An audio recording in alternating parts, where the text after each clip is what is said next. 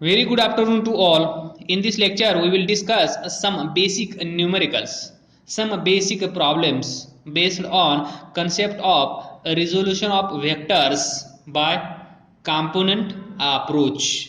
जे तुम्ही काल शिकले आहात component approach for addition, for subtraction of vectors by resolution.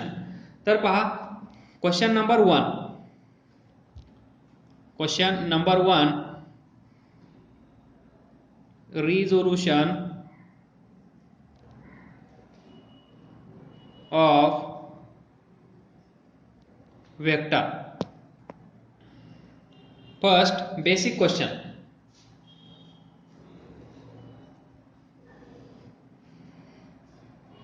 इथे एक फोर्स आहे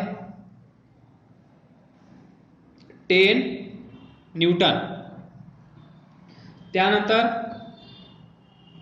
इथे एक फोर्स आहे 5 न्यूटन. तर हा अँगल दिला आहे 37 डिग्री.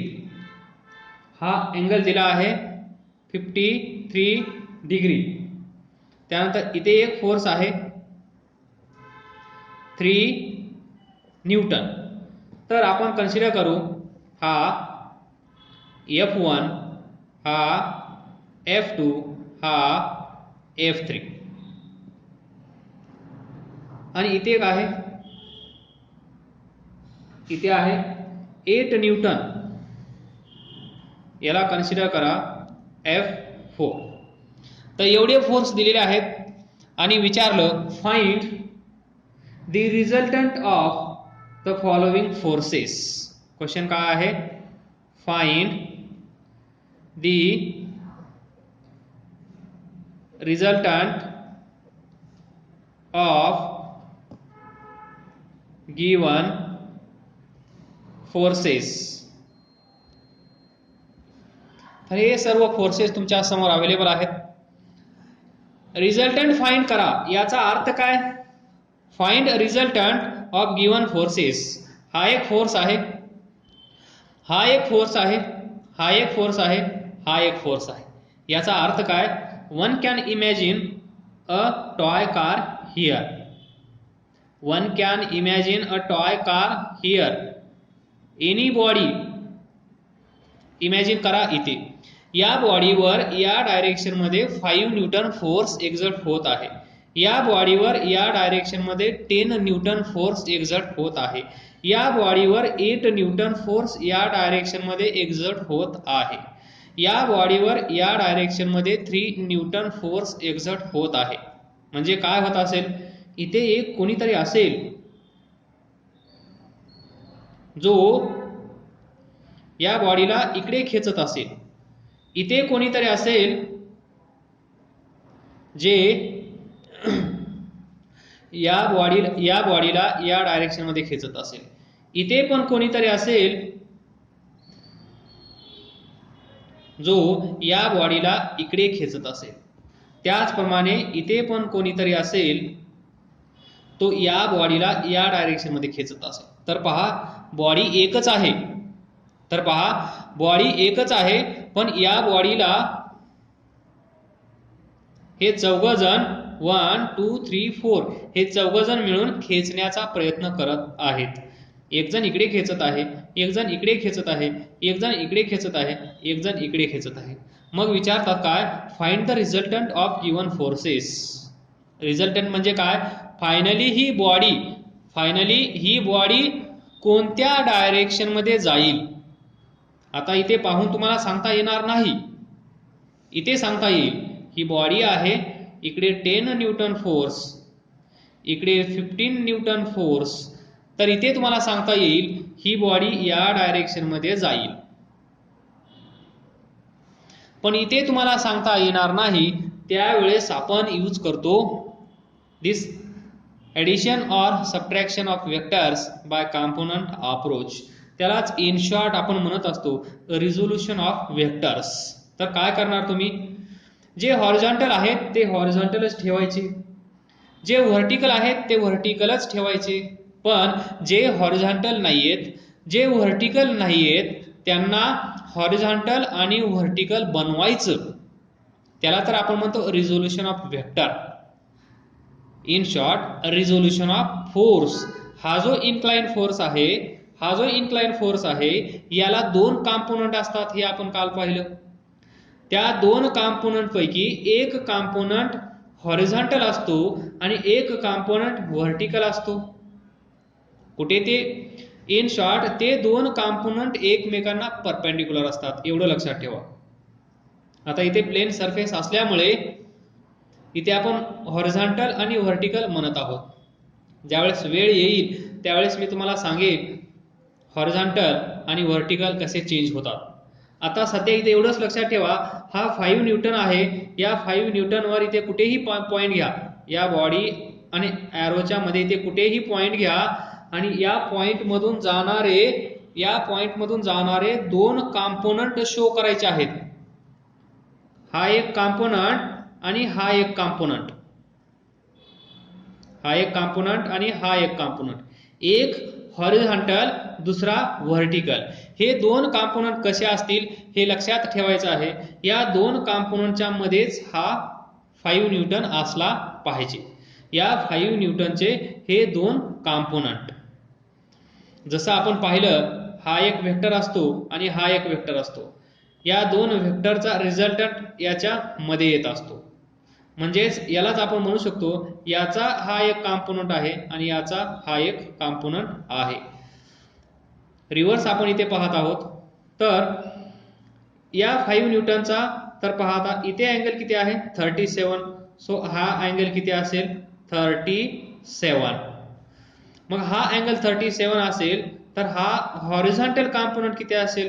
5 cos 37. कारण जिथे अँगल तिथे कॉस, हे विसरू नका. तर मग व्हर्टिकल कॉम्पोनंट काय असेल? 5 sin 37. बस.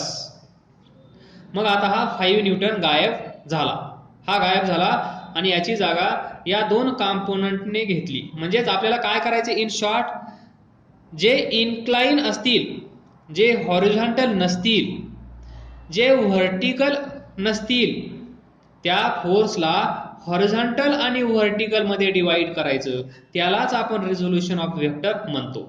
आता हा पण तसाच आहे. तर इथे एक पॉइंट घ्यायचा, या साईडला एक फोर्स आणि या साईडला एक फोर्स, म्हणजेच या फोर्सचे दोन कॉम्पोनंट. तर हा अँगल 53 आहे. सो हा अँगल पण 53 असेल, हे तर सांगण्याची गरज नसावी. मग हा अँगल 53 असेल तर हा कॉम्पोनंट किती असेल? फोर्स किती आहे? 10 cos 53. मग हा काय असेल? 10 sin 53. तर पहा, एक हॉरिझॉन्टल एक व्हर्टिकल. आता या डायग्राम मध्ये एकही इन्क्लाइन फोर्स उरलेला नाही. या डायग्राम मध्ये सर्व फोर्सेस व्हर्टिकल आणि हॉरिझॉन्टलच आहेत. ते दाखवणारी एक डायग्राम आपण ड्रॉ करूया. तर ही असेल बॉडी जी आपण इमॅजिन केली.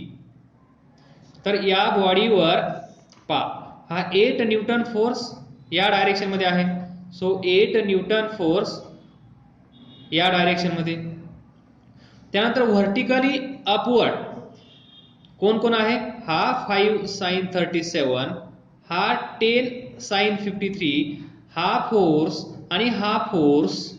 आता हे फोर्सच आहेत, म्हणजे हा जो 10 न्यूटन आहे, हा 10 न्यूटन या बॉडीला इकडे खेचत आहे. या 10 न्यूटनचा काही पार्ट इकडे आणि काही पार्ट इकडे असा रिझॉल्व होतो. तर हा व्हर्टिकली अपवर्ड, हा पण व्हर्टिकली अपवर्ड. तर हे दोन फोर्स आपण इथे असे व्हर्टिकली दाखवू शकतो. हा दाखवूया 5 sin 37, त्यानंतर 10 sin 53. तर तो इथेच असेल, हा असेल 10 sin 53. म्हणजे दोन्ही व्हर्टिकली आहेत, म्हणजे हे दोघं मिळून इकडे खेचतील. हे असं असेल पहा, 10 न्यूटन इकडे आहे अजून एक 10 न्यूटन इकडे असेल तर हे दोघं मिळून या बॉडीला इकडे खेचतील, 20 होईल. तसंच हा पहिला 10, हा दुसरा 10 इथं असं इमॅजिन करा. म्हणजे हा 5 sin 37 आणि 10 sin 53 हे दोघं मिळून हा आणि हे दोघं मिळून या बॉडीला वर घेऊन जातील. त्यानंतर आता व्हर्टिकली झालं. आता हॉरिझॉन्टली पहा. हा 8 न्यूटन हॉरिझॉन्टल आहे. त्यानंतर 5 cos 37 हा पण हॉरिझॉन्टल आहे. 5 cos 37 हा पण हॉरिझॉन्टल आहे. म्हणजे हा या बॉडीला काय म्हणत असेल, इकडे जा. हा फोर्स या बॉडीवर एक्झर्ट होत असेल असं इमॅजिन करा. हा फोर्स या बॉडीवर एक्झर्ट होत आहे. म्हणजेच या डायरेक्शन मध्ये अजून एक आहे, तो आहे 5 cos 37. सो 8 न्यूटन या साईडला आहे, 5 cos 37 इकडेच आहे, 5 cos 37 या साईडला आहे. आता या बॉडीवर पहा, हॉरिझॉन्टल डायरेक्शन मध्ये इथे एक आहे 10 cos 53, त्याची डायरेक्शन कशी आहे, लेफ्ट साइड. सो तो असा असेल 10 cos 53. त्यानंतर व्हर्टिकली डाऊनवर्ड हा इथे आहे. So vertically downward 3 Newton. तर पहा आता इथे फोर्स किती आहेत, 1 2 3 4 5 6. तर इथे पहा 1 2 3 4 5 6 आहेत. इथे जेवढे फोर्स आहेत तेवढेच फोर्स आपण या बॉडीवर एक्झर्ट केले. पण इथे इन्क्लाइन होते. आता ते इन्क्लाइन आपण गायब केले. फक्त आणि फक्त आपल्याकडे शिल्लक काय आहे, एकतर हॉरिझॉन्टल फोर्स किंवा व्हर्टिकल फोर्स. याला म्हणतो आपण रिझोल्यूशन. अशी डायग्राम तयार झाली. इथून पुढे एकदम सोपं. तर तुम्हाला माहित आहे या डायरेक्शन मध्ये असणारे फोर्स पॉझिटिव्ह, या डायरेक्शन मध्ये असणारे निगेटिव्ह, या डायरेक्शन मध्ये असणारे निगेटिव्ह, या डायरेक्शन मध्ये असणारे पॉझिटिव्ह. मग आता काय करतो आपण, sum of all horizontal forces, त्याला आपण असं लिहितो sum of all horizontal forces. So summation of f of x is equal to, horizontal direction मध्ये हा पण आहे, हॉरिझॉन्टल डायरेक्शन मध्ये हा पण आहे, हॉरिझॉन्टल डायरेक्शन मध्ये हा पण आहे. पण प्रत्येकाचं साइन विचारात घ्यायचं. तर 8 न्यूटनला साइन कोणता असेल, प्लस. या 5 cos 37 ला, आता हे थोडंसं बाजूला ठेवा, हे कॉस आणि साइन कसे रिमूव्ह करायचे ते पहा, हे आपण नंतर पाहू. तर व्यवस्थित लक्षात ठेवा प्रत्येक गोष्ट. तर इथे लक्षात ठेवा, हा एक ट्रायंगल असेल. या ट्रायंगल मध्ये हा अँगल 37 असेल, हा अँगल 37 असेल. तर याच्या समोरची बाजू 3, ही 5. तर पहा 5 हा येईल 4, 4 चा स्क्वेअर 16, 3 चा स्क्वेअर 9, 16 प्लस 9 25, 25 चं स्क्वेअर रूट 5. हा ट्रायंगल तुम्हाला माहित आहे. तर इथे जर हा अँगल 37 असेल तर इथून तुम्ही लिहू शकता साइन 37 इज इक्वल टू काय असेल, समोरील divided by hypotenuse 5. So sine 37 is equal to 3/5. त्यानंतर इथेच cos 37, cos म्हणजे काय, शेजारची divided by hypotenuse. So cos 37 काय असेल, 4 डिवायडेड बाय 5. आलं लक्षात, हा ट्रायंगल लक्षात ठेवा. सो साइन समोरची डिवायडेड बाय हायपोटेनियस, कॉस शेजारची डिवायडेड बाय हायपोटेनियस. आता दुसरा ट्रायंगल कन्सिडर करू आपण, म्हणजे याच्यात अँगल आपण चेंज करू.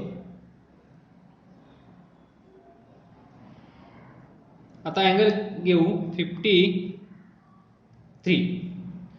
So cos 53 cos 3 hypotenuse 5. So this is 4. याच्या रिव्हर्स इथे 3 आहे, आता इथे 4 झाला, इथे 4 होता, इथे 3 झाला. तर या ट्रायंगल मध्ये पहा, म्हणजे हे ट्रायंगल आहे ट्रायंगल ऑफ 37, ट्रायंगल ऑफ 53. हे दोन ट्रायंगल लक्षात ठेवा स्टँडर्ड. तर इथे पहा cos 53 काय येईल, cos 53 काय येईल, शेजारची 3 divided by 5. So cos 53 is equal to 3/5. त्यानंतर साइन 53, साइन 53 काय असेल, समोरील 4 डिवायडेड बाय 5.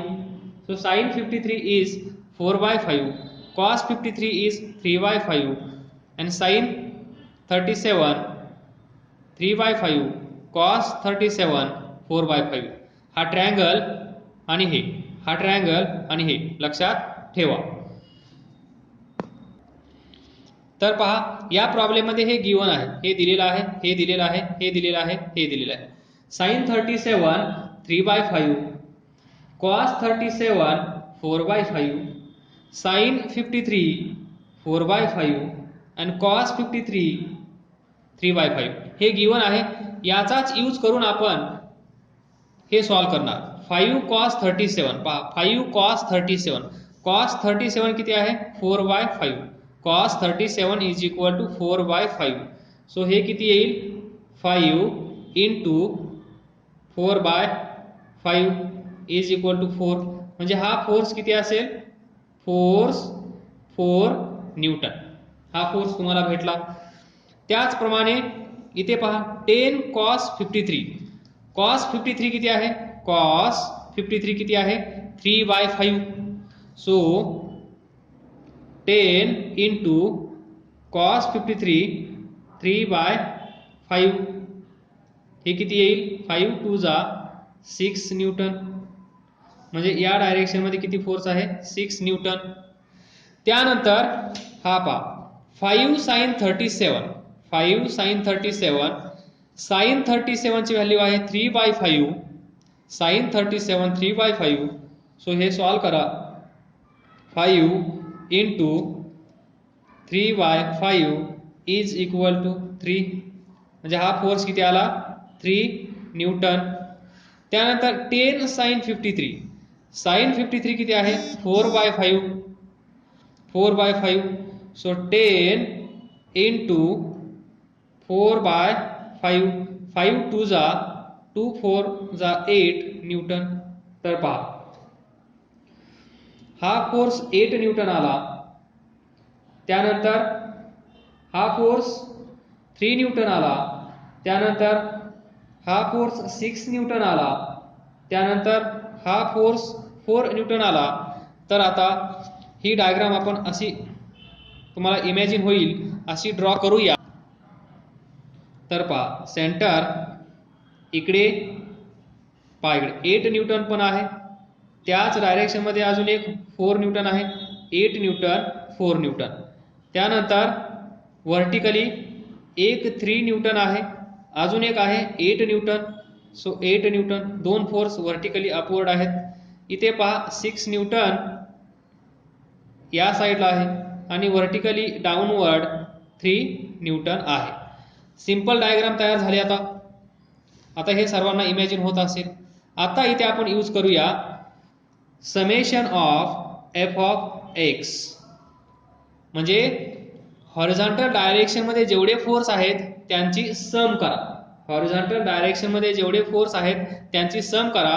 सम करत असताना लक्षात ठेवा या डायरेक्शन मध्ये पॉझिटिव्ह, म्हणजे राईट साईडला जात असेल तो फोर्स तर पॉझिटिव्ह घ्यायचा, अदरवाईज निगेटिव्ह. तर 8 न्यूटन कसा असेल प्लस 8 असेल, 4 कसा असेल प्लस असेल, हा 6 कसा असेल मायनस असेल, कारण हा कुठे आहे पहा निगेटिव्ह.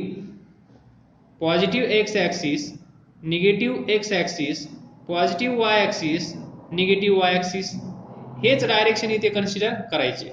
तर हा किती येईल 12 minus 6 is equal to 6 newton. म्हणजे हॉरिझॉन्टल डायरेक्शन मध्ये ती जी बॉडी आपण इथे कन्सिडर केली होती ही टॉय कार, या टॉय कारवर हॉरिझॉन्टल डायरेक्शन मध्ये 6 न्यूटन फोर्स एक्झर्ट होत आहे. आता हेच आपण इथे लॉजिक अप्लाय करूया व्हर्टिकल डायरेक्शन मध्ये चेक करूया. Summation of all the forces in vertical direction. लक्षात ठेवा अपवर्ड असेल तर पॉझिटिव्ह, अपवर्ड असेल तर पॉझिटिव्ह आणि डाऊनवर्ड असेल तर निगेटिव्ह.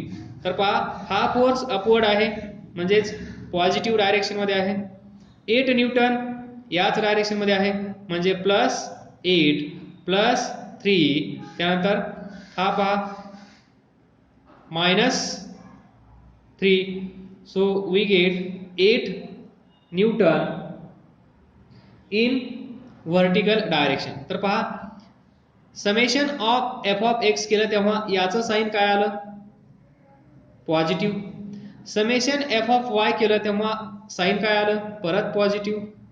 म्हणजे हा फोर्स पहा आता ही टॉय कार जी आपण इथे कन्सिडर केली ही टॉय कार हॉरिझॉन्टल डायरेक्शन मध्ये 6 न्यूटन फोर्स एक्झर्ट होत आहे. याचं साइन काय आहे पॉझिटिव्ह, म्हणजे याच्यावर या डायरेक्शन मध्ये 6 न्यूटन फोर्स अप्लाय होत आहे पॉझिटिव्ह डायरेक्शन मध्ये. याचं साइन पॉझिटिव्ह आलं म्हणजे याच्यावर या डायरेक्शन मध्ये 6 न्यूटन फोर्स एक्झर्ट होत आहे. जर हे साइन निगेटिव्ह आला असतं तर हा फोर्स या डायरेक्शन मध्ये आपल्याला ड्रॉ करावा लागला असता अपोजिट डायरेक्शन मध्ये, पण याचं साइन प्लस आहे म्हणून हा याच डायरेक्शन मध्ये ड्रॉ केला. त्यानंतर summation F of Y 8 Newton आहे आणि हा 8 न्यूटन प्लस आहे. प्लस म्हणजे व्हर्टिकल प्लस कुठे असतं या डायरेक्शन मध्ये, म्हणजे या टॉय कारवर व्हर्टिकली अपवर्ड अजून एक फोर्स एक्झर्ट होत आहे तो फोर्स आहे 8 न्यूटन. तर पहा अगोदर आपल्याकडे एवढे सारे फोर्स होते, किती फोर्स होते पहा एवढे सारे फोर्स होते. हे सारे फोर्स आपण रिझॉल्व करून त्यांना ऍड करून एकत्र करून किती छोटी डायग्राम आपण बनवली. ही डायग्राम कशी आहे आणि ही डायग्राम कशी आहे. इथून आपण इथे पोहोचलो कोणत्या मेथडनी रिझोल्युशन ऑफ व्हेक्टर. तर रिझोल्युशन ऑफ व्हेक्टर काय असतं हे कळलं असेल. जे इन्क्लाइन फोर्स आहेत त्यांना व्हर्टिकल आणि हॉरिझॉन्टल मध्ये डिवाइड करायचं आणि सर्व फोर्सेसची सम करायची. सर्व फोर्सेसची सम केली की आपल्याला हे दोन इक्वेशन्स भेटतील. या दोन इक्वेशन मध्ये इथे प्लस किंवा मायनस व्हॅल्यू भेटेल. प्लस भेटली तर या डायरेक्शन मध्ये दाखवा, मायनस भेटली तर या डायरेक्शन मध्ये दाखवा. ह्या इक्वेशन मध्ये पहा प्लस व्हॅल्यू भेटली तर तो फोर्स या डायरेक्शन मध्ये दाखवा, ही व्हॅल्यू मायनस भेटली तर तो फोर्स या डायरेक्शन मध्ये दाखवा.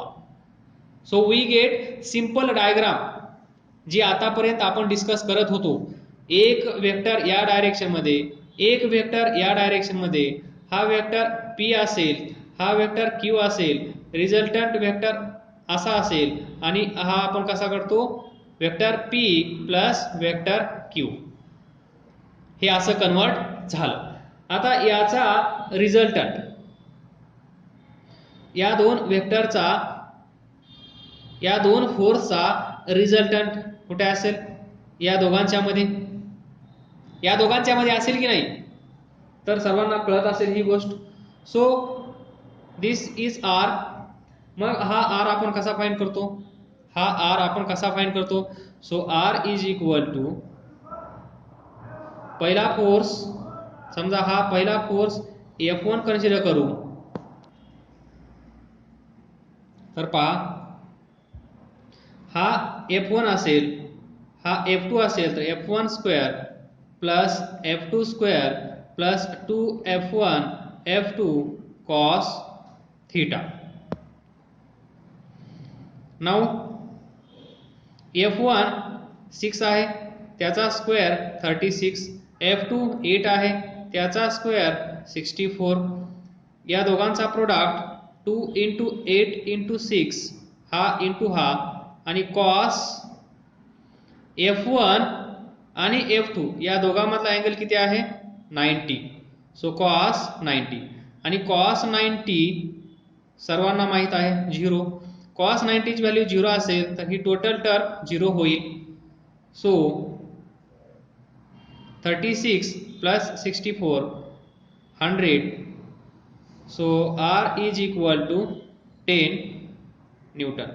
This is resultant force. म्हणजे पहा ती जी बॉडी होती त्या बॉडीवर इकडे एक फोर्स होता, इकडे एक फोर्स होता, इकडे एक फोर्स होता, इकडे एक फोर्स होता, पण फायनली या बॉडीवर किती फोर्स एक्झर्ट होत आहे 10 न्यूटन ओनली. 10 Newton only. तर पहा इथे 5 न्यूटन होता, इथे 10 न्यूटन होता, इथे 8 न्यूटन होता, इथे 3 न्यूटन होता.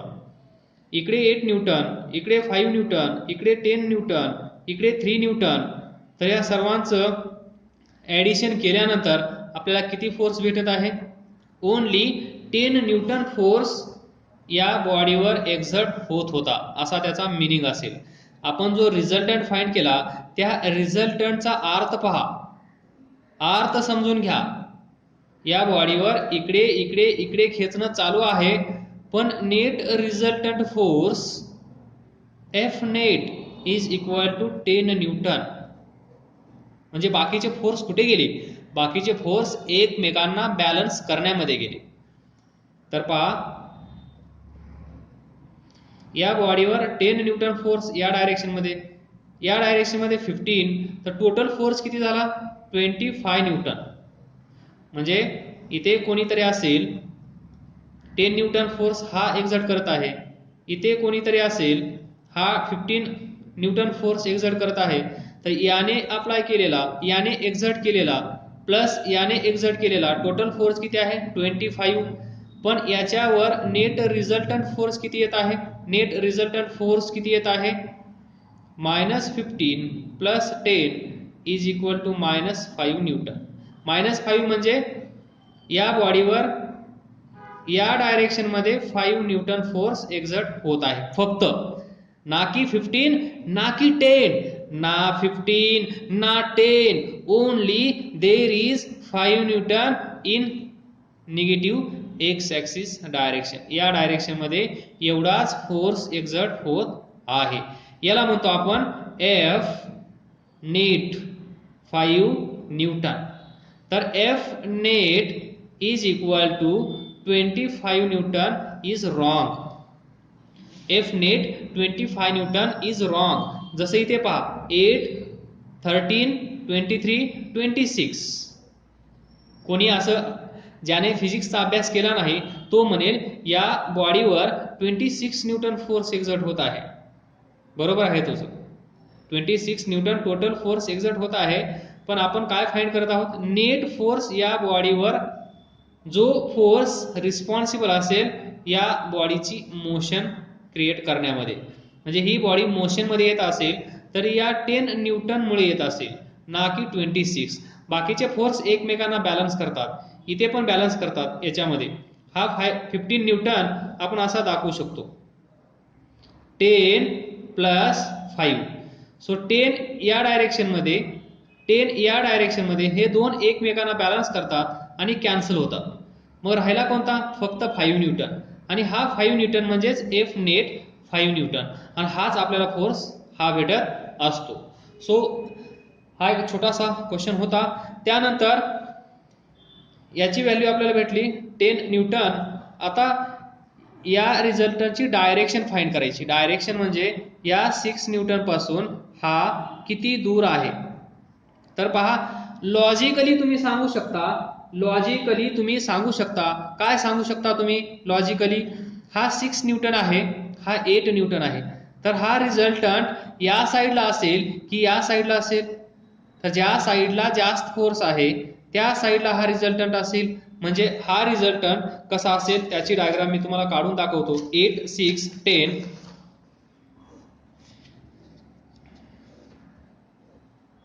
हा आहे 8 न्यूटन, हा आहे 6 न्यूटन, तर हा जास्त आहे, म्हणजे याचा रिझल्टंट जो असेल तो या डायरेक्शनमध्ये असेल असा, म्हणजे टुवर्ड्स 8 न्यूटन इकडे असेल, कारण जास्त फोर्स या साईडला आहे, कमी फोर्स या साईडला आहे, तर ती बॉडी ज्या साईडला जास्त फोर्स आहे त्या साईडला जाते हे आपल्याला माहित आहे, म्हणजे रिझल्टंट या डायरेक्शनमध्ये असेल. सो हा अँगल आपल्याला फाइंड करायचा असतो. आणि हा अँगल आपण कसा फाइंड करतो, सर्वांना माहित आहे, tan theta is equal to, tan theta म्हणजे काय, समोरची डिवायडेड बाय शेजारची. मग टॅन थिटाच्या समोर कोण आहे, समोर कोणच नाही, समोर कोणच नाही, म्हणजे याला इथे आपल्याला शिफ्ट करावं लागतं, तेव्हा आपल्याला ट्रायंगल भेटतो. ट्रायंगल लॉ आठवत असेल. सो हा असेल 6 न्यूटन, हा 8 न्यूटन, इथे असा शिफ्ट करावा लागतो, हा 8 न्यूटन. त्यानंतर इथे टेल, इथे हेड, इथे आपण हा रिझल्टंट आर. तर हे आपण शिकलो आहोत ट्रायंगल लॉ. ट्रायंगल लॉ याला इकडे शिफ्ट करायचं parallelly, parallel shifting of vector is allowed.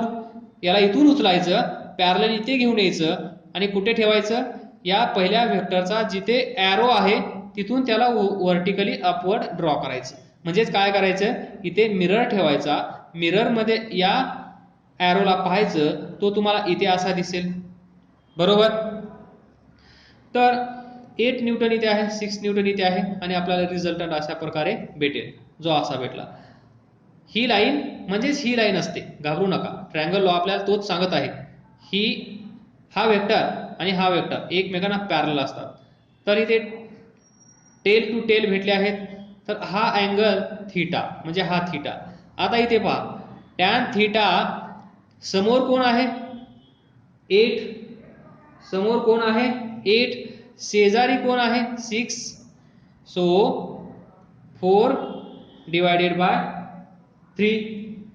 आणि हे सॉल्व केल्यानंतर तुम्हाला भेटतं theta is equal to, theta is equal to 53 degree, म्हणजे हा अँगल असेल 53 डिग्री, 53 डिग्री हा अँगल. सो हे तुम्ही असंही आता जे लॉजिक सांगितलं मी ट्रायंगलचं साइन कॉसचं, तिथूनही तुम्ही हे फाइंड करू शकता. ट्रायंगल ऑफ 37 आणि ट्रायंगल ऑफ 53 त्याचा यूज करूनही तुम्ही हा अँगल फाइंड करू शकता. तर तुम्ही प्रयत्न करू शकता त्या मेथडनी, पण ही मेथड